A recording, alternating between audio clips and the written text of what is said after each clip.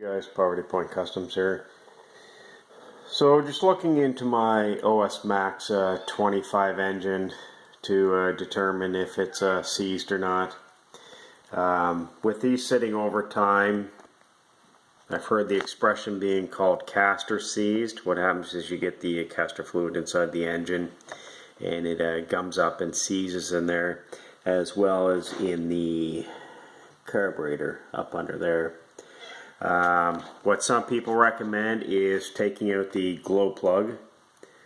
Let's see, glow plug right there, and putting some penetrating oil down the hole right there. Consider it similar to like a spark plug, but it's actually a glow plug like a diesel engine.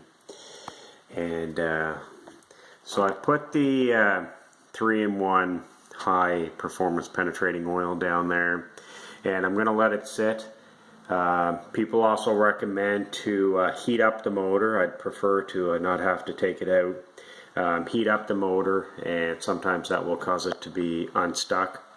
So what I'm doing tonight is I put the penetrating oil down the glow plug hole, and I'm going to see how that works.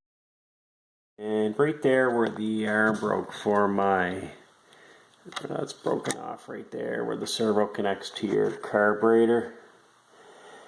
I believe what happened there is the carburetor is also seized, so I'm probably going to have to take off the carburetor and take it apart and get it unseized, and I believe that's why that actually broke there. So again, I've there's the aftermarket exhaust.